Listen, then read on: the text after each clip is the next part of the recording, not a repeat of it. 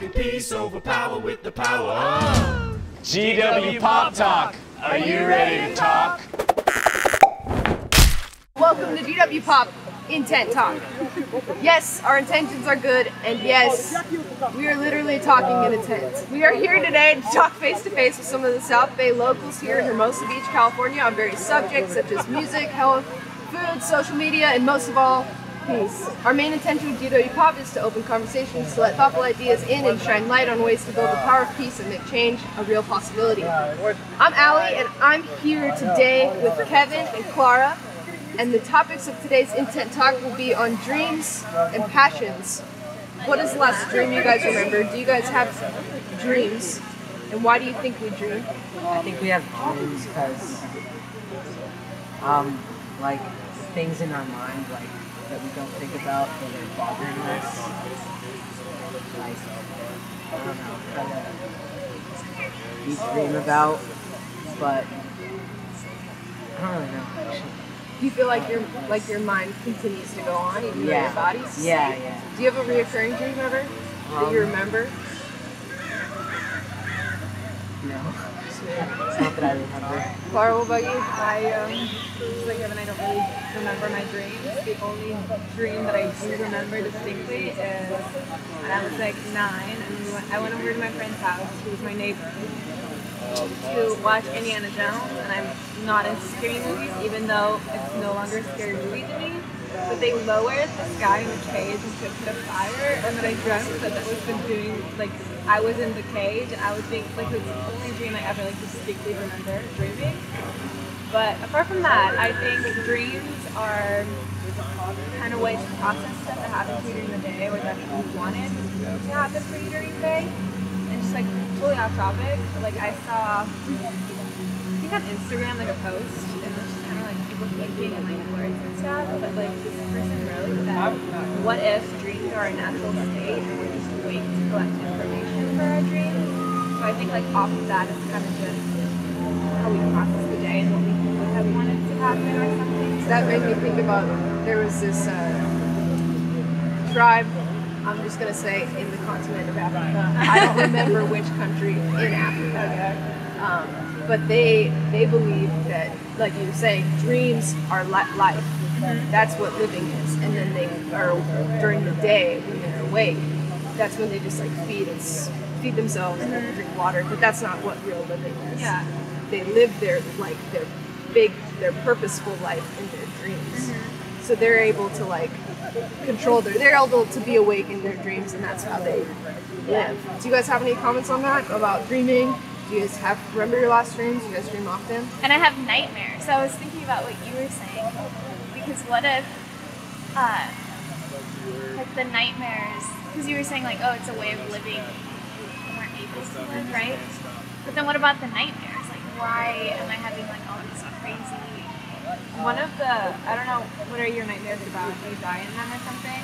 Yeah, no, I'm like, this is like really serious stuff, but like, yeah, there's like, I'm being like brutally murdered, or like people are seeing me get like, I don't know. Yeah, one of my actually really good friends who's at college now believes that nightmares are, she believes in like resurrection. So it's like she believes that nightmares where you die is how you died in your past lives. Yeah. Which is kind of interesting, because like, why would you dream about being burned? So it's kind of like a little thought in your head always. Yeah. During my waking days, like, I always think about this, I have a fear that someone's gonna snap my neck or like cut me from behind. Weird. It's like a random person? Yeah, like, it's a weird, all of a sudden I'll notice that I'm afraid of people behind me. And I related it to, oh, maybe that happened to me in a past life or something like that. That was just like the only thing that kind of explained it. So I was like, that's an odd, there's no reason for me to be afraid of that. What would happen to me sometimes, it would happen when I was younger. I don't do well artfully scary movies. And because they're strategically designed to, like, just wreck my day, you know? Yeah. So, it's the music that gets you. Yeah, it's the music, the sudden orchestra, just, you know? It's not the actual action, it's like... Yeah, exactly. It's not even the imagery, it's like it all together, you know? But what would happen is always in those movies, there would be the scene where someone's like brushing their teeth, right? And the medicine cabinet's open, and they close it, and then the things behind them, whatever that thing may be. And then so I remember when I was younger, like I would watch some movie like that. Like here we go, like as soon as I go to brush my teeth, you know, I like don't want to close them, or I don't want to look up from the sink, you know, because like I have that imagery in my mind of like that previous scare, you know. So my mind like stores that, and then anything that seems similar to it is like, don't do it, you know. Right. And I noticed that in my waking days, but it's weird because it doesn't seem to carry into my dreams. You know, like I won't have a dream about a movie that I watched, but I know there's like a fear of that like previous fear I just experienced. Like there's a fear of like re-experiencing it. Any dreams that you have in this lifetime, like you have dreams set for what you want to do. We're gonna go into the future now. My dream would be like a social media, making money off social media. It's like you don't have to work a lot, doing something that you love to do instead of working somewhere where it's stressful. I'm just thinking about, like, did you guys hear about that girl that wanted to be like a YouTube star and YouTube cut her off and she just went to the YouTube headquarters to like shoot it up? She got so mad. Wait, That I don't just know. happened. oh, Yeah, that just happened. Oh yeah. I knew someone shot YouTube. Yeah, that's what happened. She was like, she was making money off of the YouTube channel, and then YouTube stopped sponsoring her. And so I just feel like every job, because that, like, I would be like you, like, oh, that'd be awesome, you know, I don't have to work like a 9 to 5 job, it's not stressful. But I feel like every job has that kind of stress, you know? Because you have your fear attached to it. Yeah, Like I'm not gonna make my money. yeah, the But how am I gonna money. live? Yeah. I have like a lot of friends that are already like pretty big on social media, and I usually hang out with them a lot, and they have a clothing brand too. So Oh, nice. like, we already have like a place to start. They're already making a lot of money. He already has 100,000 followers on Instagram. Wow. He has a lot of sponsors, and yeah. So He's a clothing brand. So it's beyond that. It's like flips. Like we do like parkour and like flips on the trampoline and stuff. You know, this is the sign. And, like, Wow. Yeah, they've been. So do you have a passion for parkour? Not really. It's kind of like freestyle. Like do whatever I want. Like on the trampoline. That's sick. Are in Santa Monica. They live in Santa Monica, and we have a friend. His name's Gavin. He has this huge house with a super tramp. It's square, really big. I just love going there with all my friends and just hanging out. I'm pretty basic, like dream-wise. I kind of want what everyone wants, like a good life, happy family, stuff like that. I'm not like my parents, I think, I guess.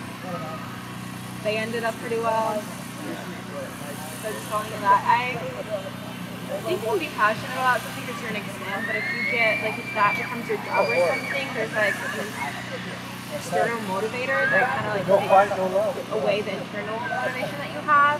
So like instead of working because you love doing it, it's kind of like now you're working because you like doing it, and you get money for it also, it kind of takes away from it. So, I mean, as a kid, like I did the basic, I wanted to be a dancer, I wanted to be a tennis player, I wanted to be a princess, still kind of do, but you know. It could happen, okay?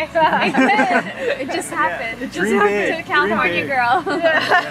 Well, I guess when I was a kid, I went through a lot of different. Basically, anything I had a mild interest in, Yeah. I suddenly wanted that to be my everything. You know. Yeah. And so, when as a small kid, that cycle's pretty fast. You know what I mean? Yeah. And so, like, I get a pair of rollerblades. I'm like, this is it. My whole life is gonna be based on these rollerblades. You know. And I'm like, I don't really want. I want to skate now. I'm like, all right, professional skateboarder. Here we go. And then it just rotates like that. It's never been a set thing. I found music and playing instruments. And I was like, all right, professional studio musician, professional everything. You know. And then I kind of had a thing with music, like what you talked about, where. I was like, this is a passion, and so I'm just gonna let it be a passion, and then if something happens of it, cool, but I'm not gonna just charge it, you know? I'm just gonna let it unfold. And so now what I found some like alternative medicine type situations that's like really based on preventative medicine, diet, lifestyle, meditation practices. It's like this whole system of that like was really complementary to the modern stressful, toxic life, you know, and it really gripped me a lot, and I like really, it was such like a common sense thing, but it was something I totally overlooked, just because I was never, there was no class on like how do you take care of yourself, you know, and I found this, and it was like really helpful, and so I found a college that's teaching it. Yeah, I'm just gonna learn this, you know. I just, you know, if it becomes something major in my whole life, and like this is my career and like everything, then great, you know. And if it's just on the side and it's something that I love, great.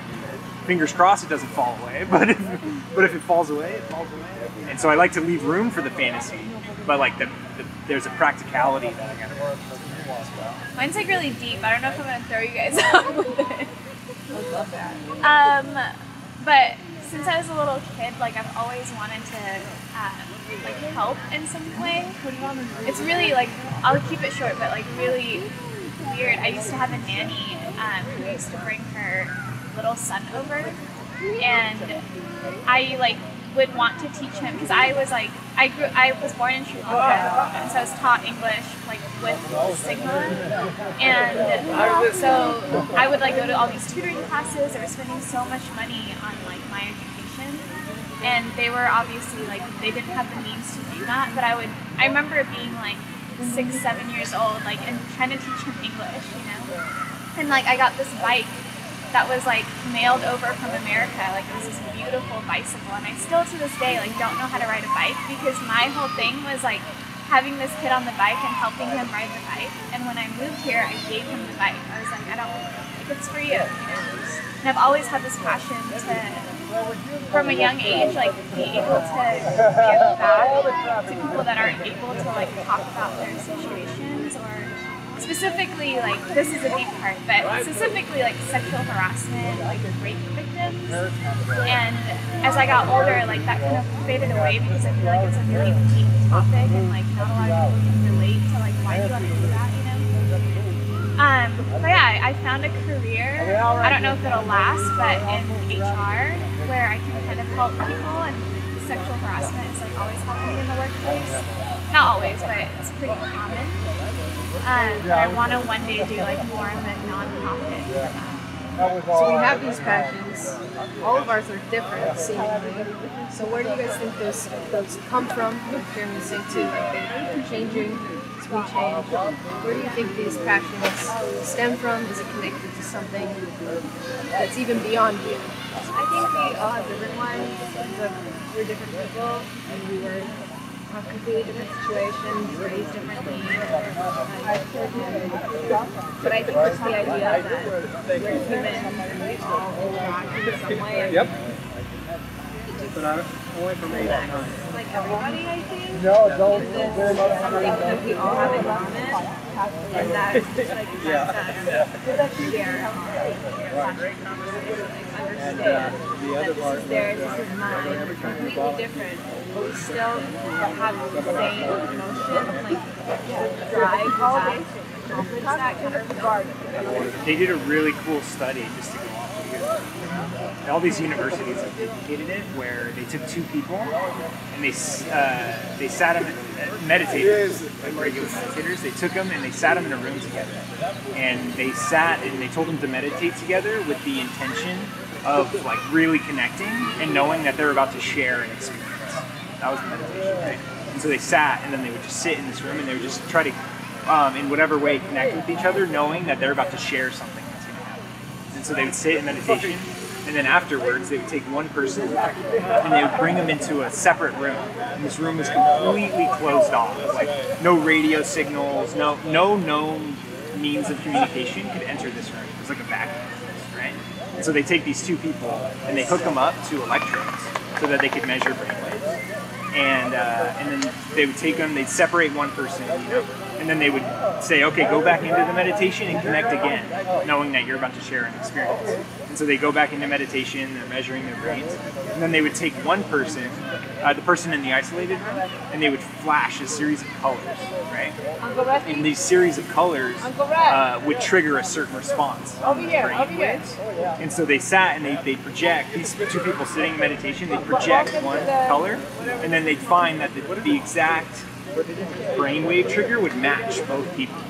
So the guy in the one room was experiencing it, and then this guy in a totally isolated room was also experiencing it simultaneously.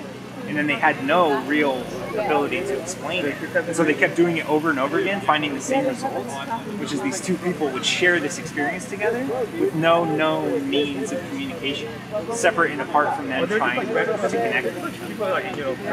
It's like a crazy study, and so people started doing it all over the world to try to duplicate it. And it was a lot of quantum physicists and people like that. And so what they were trying to, accomplish was basically to show that we're connected on levels deeper than we understand. And so that, like you said, when you're thinking of somebody and all of a sudden they call you, is that just chance, And what they're trying to demonstrate is it's not, and there's a deep, deep connection underneath. And when you think of somebody, or you send them love, or you send them good thoughts, or all these kind of things that happen, that there is actually a measurable response that's happening. GWPOP. This is Allie signing out.